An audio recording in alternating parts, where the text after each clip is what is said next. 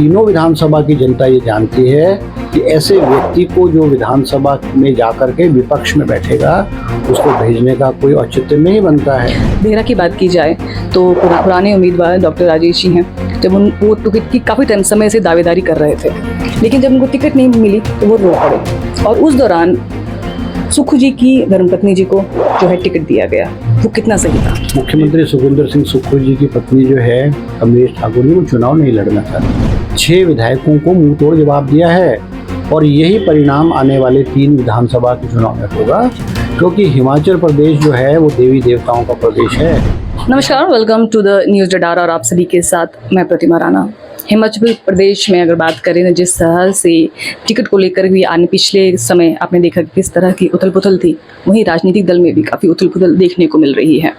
आज हमारे साथ इंडस्ट्रियल मिनिस्टर हर्षवर्धन सिंह चौहान हैं और आज इनसे बात करेंगे राजनीतिक दलों पर और उसी के साथ हमारी इंडस्ट्री जो हिमाचल प्रदेश में है उसकी अपकमिंग क्या कुछ योजनाएं जो हैं इन्होंने तैयार करी है। सर, बहुत बहुत स्वागत है आपका हमारे चैनल में। थैंक यू सर, सबसे पहले मैं जानना चाहूँगी, जिस तरह से अभी कुछ समय पहले ही टिकट्स की बात हुई, इलेक्शंस की बात हुई, उथल पुथल जो है वो राजनीतिक दल में चल रही है। देहरा की बात की जाए तो पुराने उम्मीदवार डॉक्टर राजेश जी हैं। जब वो टिकट की काफ़ी समय से दावेदारी कर रहे थे, लेकिन जब उनको टिकट नहीं मिली तो वो रो पड़े और उस दौरान सुक्खू जी की धर्मपत्नी जी को जो है टिकट दिया गया। वो कितना सही था? जो चुनाव में टिकट कोई भी राजनीतिक पार्टी जो टिकट देती है वो सर्वे के आधार पर देती है। हर व्यक्ति का हक है, वो टिकट के लिए अप्लाई करता है, कोशिश करता है, मगर कांग्रेस हाईकमांड जो है वो, चाहे भारतीय जनता पार्टी का हाईकमांड है चाहे कांग्रेस का हाईकमांड है, वो टिकट को डिसाइड करती है।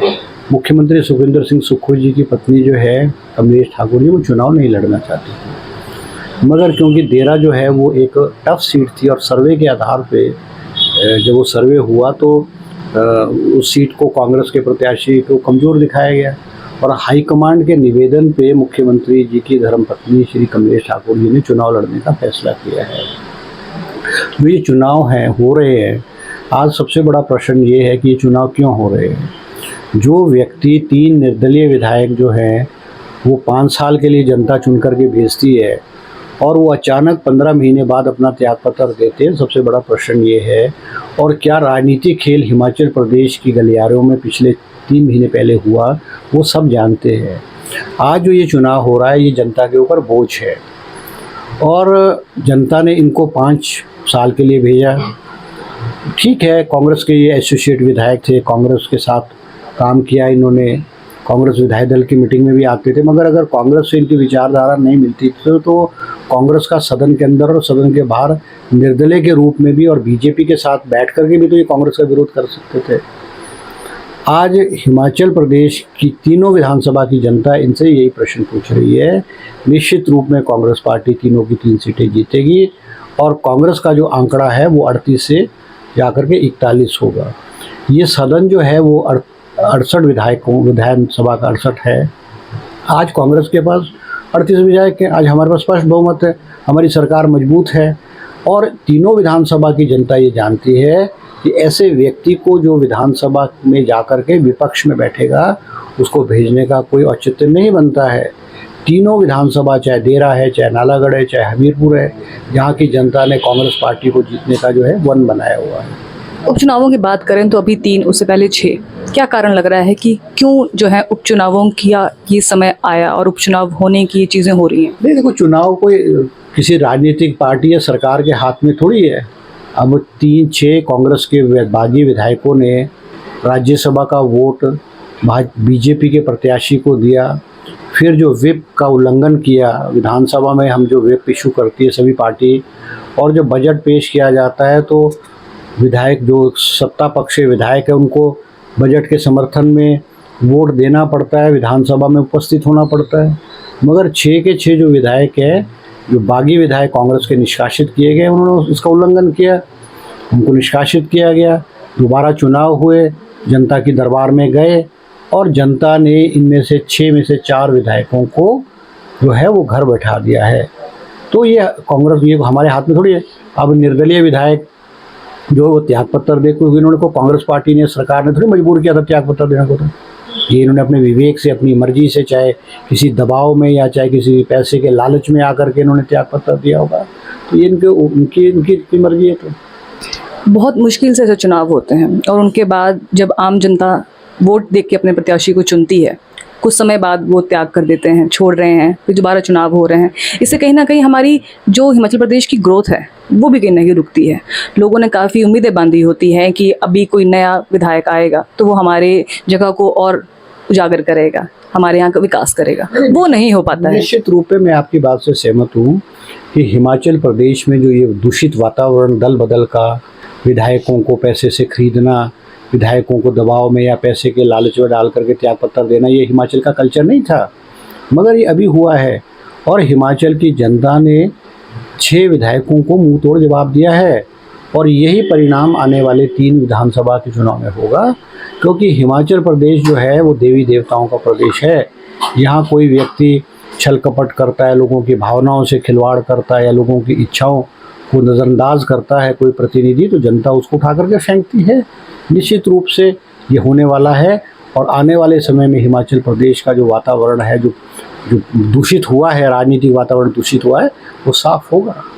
से बात करेंगे, जिस तरह से आप अभी इंडस्ट्रियल मिनिस्टर हैं, तो आपकी कार्यकाल में अभी आने वाले समय में कितनी इंडस्ट्रीज जो हैं वो हिमाचल प्रदेश में होने वाली हैं? नहीं, अभी तक हमारे 1.5 साल के कार्यकाल में 10,000 करोड़ रुपए की हमने इन्वेस्टमेंट की है।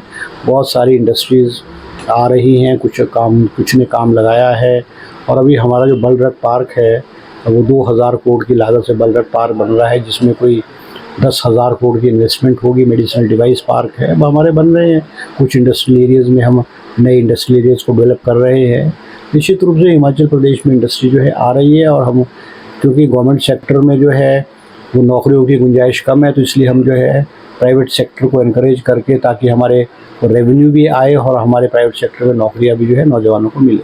सर, बद्दी बरोटीवाला नालागढ़ जो है रोड, वो पूरी बेल्ट जो है एक लंबे समय से बात करें तो वो सुविधाओं के लिए तरस रही है, उसके लिए कोई विशेष योजना है आपकी?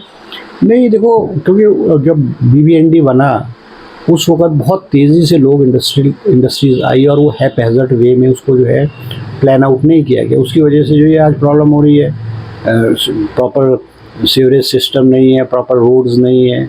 मगर हमने BBND जो है बद्दी बरोटीवाला नालागढ़ अथॉरिटी बनाई है, उसके माध्यम से जो है हम समय समय पर वहाँ जो कमियां हैं उनको ठीक करने की कोशिश करते हैं, but it is going to take some time. Sir, railway link road को लेकर के कोई नई योजनाएं बद्दी औद्योगिक केंद्र को मिल सकता है आने वाले समय में? जो चंडीगढ़ से बद्दी की रेलवे लाइन आ रही है वो बन रही है, मगर उसकी जो रफ्तार है वो बहुत धीमी है। और जो हमारी दूसरी बिलासपुर भानुपल्ली बिलासपुर रेल लाइन है वो भी आ रही है। हम गवर्नमेंट ऑफ इंडिया से निवेदन कर रहे हैं कि भाई हिमाचल प्रदेश को जो है रेलवे के रूप में जो है वो बजट का एलोकेशन ज़्यादा किया जाए, क्योंकि ये जो सेक्टर है ये सेंट्रल गवर्नमेंट के अधीन होता है। तो हम रिक्वेस्ट कर रहे हैं, मगर हिमाचल प्रदेश में जो रेलवे की रफ्तार है बहुत धीमी है। हम उम्मीद करेंगे कि नई गवर्नमेंट मोदी जी की बनी है और हिमाचल प्रदेश में रेलवे के सेक्टर में इसमें तेज़ी आएगी और रेलवे आने से जो है वो उद्योगों को भी जो है एक बूस्ट जो है वो मिलेगा। कह सकते हैं कि आने वाले समय में हमको मिल सकती है यहाँ पर? नहीं, काम तो चला हुआ है मगर बहुत धीमी रफ्तार से चला हुआ है। इसमें हम ये निवेदन करेंगे कि जो फंड्स की एलोकेशन है वो फास्ट हो, क्योंकि काम तो पैसों के आधार पर ही होगा। सर, मैं जानना चाहूँगी कि जिस तरह से विपक्ष हमेशा से आप पर आरोप लगाता आया है, इंडस्ट्री की बात करी जाए तो, कि कांग्रेस की नीतियाँ जो हैं वो ठीक नहीं है और उन्हीं कारण की वजह से जो है वो इंडस्ट्री जो है वो पलायन कर रही है हिमाचल प्रदेश से। नहीं, इंडस्ट्री हिमाचल प्रदेश से कोई इंडस्ट्री पलायन नहीं कर रही है।